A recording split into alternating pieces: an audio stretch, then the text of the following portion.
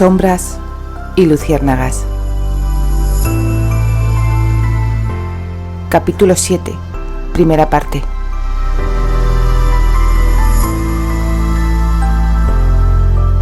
Los demonios del alma.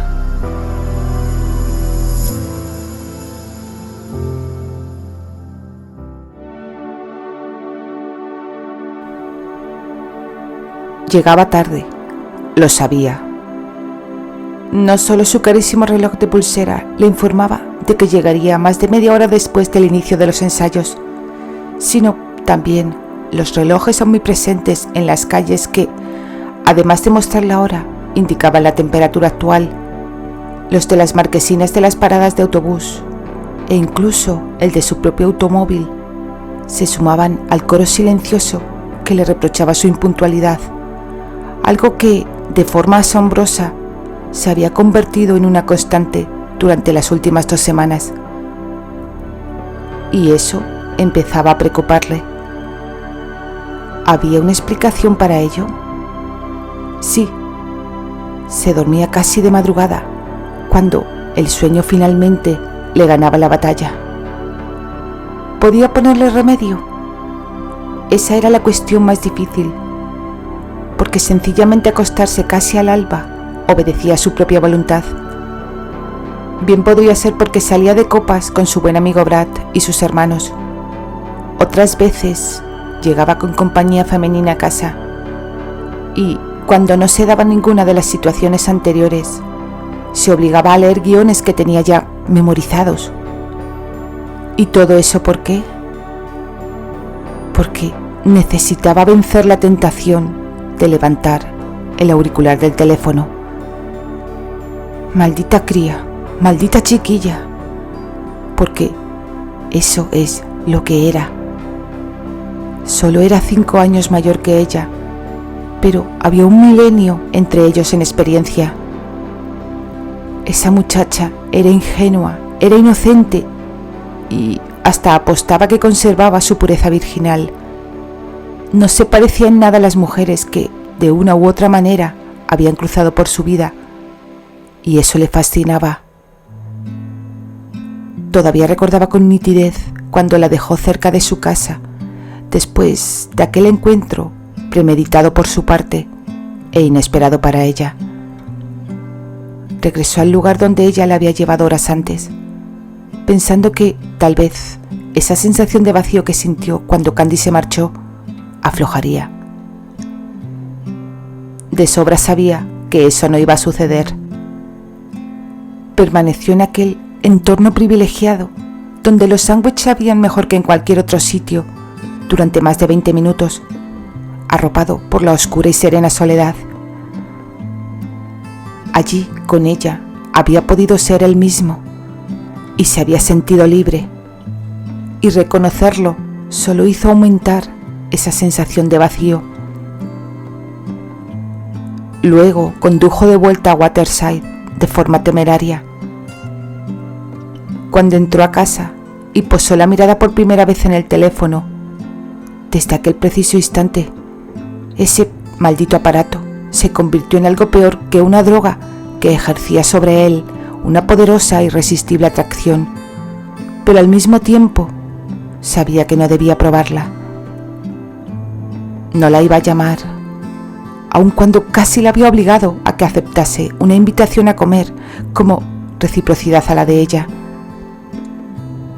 Resultaría absurdo y no tendría ningún sentido hacerlo. Ella no era más que una admiradora, aunque en realidad no supiera nada de él, ni siquiera su nombre. Pero fue así como la había conocido cuando acompañó a su amiga a verle en los ensayos del teatro. 2 días después, Susana se había presentado en su casa de manera inesperada. Más tarde pudo saber que había ido con el propósito de organizar la celebración que tendría lugar al finalizar la última función en una conocida sala londinense. No obstante, cuando llegó, Susana no tuvo tiempo de abrir la boca, aunque en realidad lo hizo para dibujar una exclamación de sorpresa en su rostro.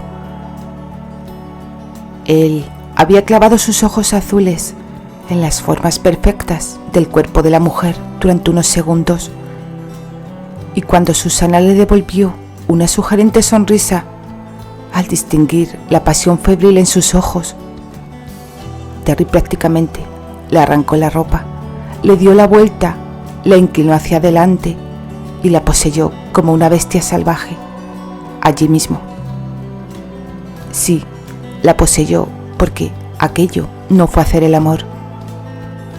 En realidad, nunca había hecho el amor con ninguna mujer, aunque siempre se esmeraba por complacerlas y se aseguraba de que disfrutasen tanto o más que él, pero tampoco había tomado a ninguna de esa manera tan visceral. A Susana no pareció disgustarla, casi podría decirse que todo lo contrario, porque cuando terminó de vestirse, se había olvidado por completo de las frivolidades, pormenores y detalles que la habían llevado hasta allí, limitándose nada más a sonreírle constantemente, de una forma que él no supo interpretar muy bien. A veces le parecía que era de pura satisfacción y otras, en cambio, tuvo la sensación de que esa satisfacción iba más allá del momento compartido, como si creyese que la relación entre ambos había avanzado un paso más. Aquella no fue la primera vez que se había acostado con ella. Susana era una mujer deslumbrante, poseía una belleza cautivadora y un cuerpo escultural. Compartía con él la misma pasión por la interpretación, una devoción que la había llevado a convertirse en una actriz talentosa y reconocida. Sin embargo, detrás de su fachada de mujer inalcanzable se escondía una personalidad compleja.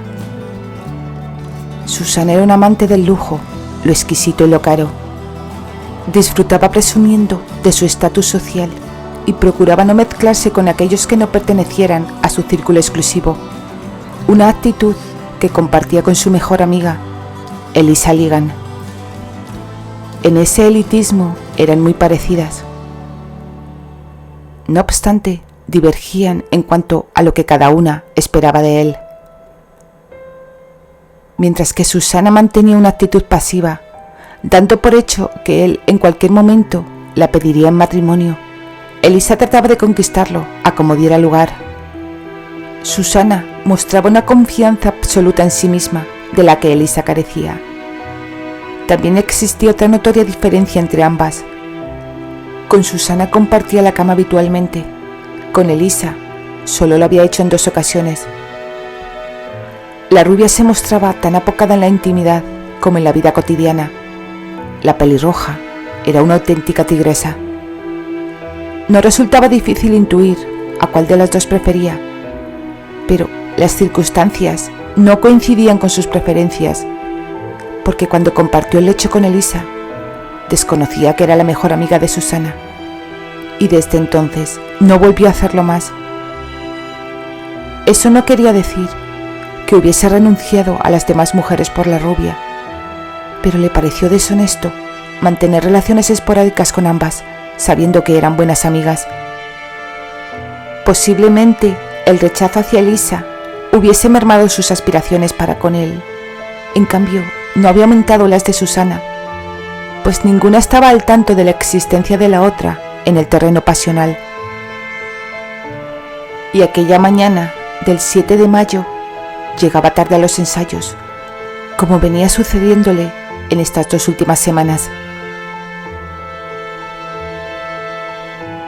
Cumplir 17 años no era algo que sucediese todos los días, y Candy lo sabía muy bien.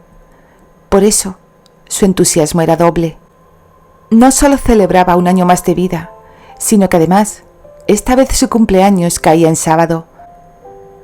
La feria había llegado a Worcester, una localidad situada a unas 14 millas al sur de Alveston, y Candy pensó que sería una gran idea celebrarlo allí. A primera hora de la mañana, Patty y Annie habían llegado a su casa. Candy abrió emocionada los regalos que le habían traído, mientras esperaban a que Archie y Anthony pasaran a buscarlas en el auto de este último. Anthony había obtenido el permiso de circulación un mes atrás, y hacía pocos días que le habían entregado el Volvo 440 gris metalizado que había adquirido. Paula y Frank White no podían evitar una punzada de nostalgia al ver que su hija crecía y prefería celebrar su cumpleaños con sus amigos en lugar de con ellos. Lo comprendían, por supuesto. Sin embargo, antes de partir a visitar a una tía de Frank en la residencia, decidieron pasar por el cuarto de Candy, donde reinaba una algarabía contagiosa entre las chicas. Querían asegurarse de dos cosas. Primero, que como ya era tradición desde que Candy cumplió los 12 años, tendrían su propia celebración familiar con ella. Segundo, para recordarle con firmeza que la hora límite para regresar a casa eran las 8:30 de la tarde. Todavía no habían olvidado lo tarde que llegó su hija aquella noche 2 semanas atrás. Dadle un abrazo y un beso muy fuerte a tía Clotilde de mi parte. La próxima vez iré con vosotros a visitarla, exclamó Candy. Lo haremos, hija, respondió su padre desde el umbral de la puerta. Espero que lo paséis muy bien en el parque de atracciones. Y decidle a Anthony que no corra con el coche, aún es novato. No se preocupe, señor White, dijo Annie. Anthony es muy sensato. Candy asintió y sonrió a su padre a modo de refuerzo de las palabras de su amiga. A las 8:30 como muy tarde, hija, la recordó Paula. Nosotros estaremos aquí bastante antes. Que sí, mamá, no llegaré tarde, contestó Candy con calma. Paula no pudo evitar lanzarle una mirada de advertencia a su hija antes de salir de casa. ¿Tan tarde llegaste ese día?, preguntó Patty cuando escucharon que la puerta principal se había cerrado. Bastante, cerca de las 10, admitió Candy con algo de pudor. Menos mal que pude convencerles de que se me hizo tarde, porque Annie y yo fuimos después de clase a tu casa para que nos explicaras algunos puntos de álgebra que no nos habían quedado claros y que después nos habíamos quedado a cenar con tu abuela y contigo. ¡Ay, Candy! No puedo creer que pasaras toda la tarde con un actor tan famoso y tan guapo, comentó Annie. Bueno, ya os dije que todo fue por casualidad. Él encontró un pañuelo en su auto y pensó que podría pertenecernos a alguna de nosotras. Patricia y Annie se miraron con una sonrisa cómplice y Candy las miró a ambas con el entrecejo fruncido. No empecéis otra vez con lo mismo. Pero es que es la verdad, la interrumpió Patty y contó con la aprobación de Annie cuando ésta asintió. Está interesado en ti. Tú no te dabas cuenta, pero nosotras desde atrás vimos cómo te miraba embobado cada vez que hablabas en el coche. No sigáis con lo mismo, por favor, les pidió Candy, mitad abrumada y mitad molesta. Creo que le gustaste desde que te vio en la foto, arguyó Annie. Recuerda que dijo que salíais muy guapas en la fotografía antes de marcharse. ¡Basta ya! ¿Olvidáis de quién se trata? No, pero le gustas, Candy. ¡Qué tontería!, replicó Candy con voz aguda por la exasperación. Simplemente es un hombre galante y, como él dijo, bastante tradicional en algunos aspectos. Solo se tomó la molestia de venir a devolver un pañuelo que creyó que habíamos perdido. Hasta ahí estamos de acuerdo. Acusada, bromeó Annie, poniéndose en pie y paseándose reflexivamente por la alcoba con las manos cogidas a la espalda, simulando ser un fiscal en un importantísimo juicio. Luego se detuvo frente a su amiga y la observó con uno de sus ojos azules entrecerrado a modo inquisitorio. Entonces, ¿qué argumentos tiene la acusada en su defensa para justificar que ese hombre no se marchara después de comprobar que el pañuelo no nos pertenecía a ninguna de las tres? Eres boba, Annie, exclamó Candy echándose a reír. ¿Y bien?, insistió Annie con los brazos en jarras mientras golpeaba con la punta de uno de sus zapatos en el suelo y fruncía los labios. Candy abrió la boca para increpar cariñosamente a su amiga, pero la cerró de inmediato y volvió a reír ante la actuación cómica que estaba representando Annie. No te rías y contesta, dijo Patty. Veis cosas donde no las hay.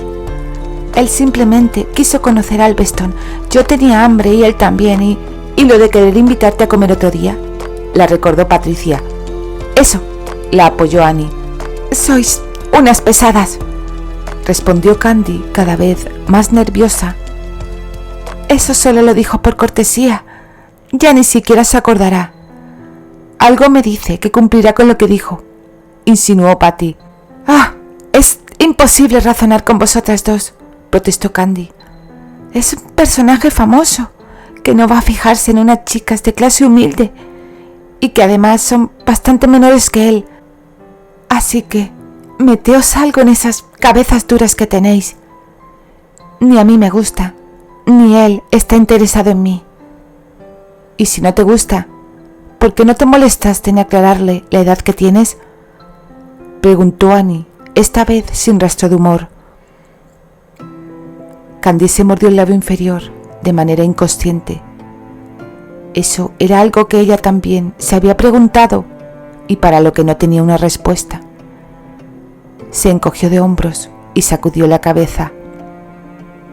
No lo hice porque... Soltó un suspiro de alivio al escuchar el sonido del claxon de un automóvil. Se levantó de un salto de la cama y se apresuró hacia la ventana. Vamos, ¿a qué esperáis? Archie y Anthony ya están ahí.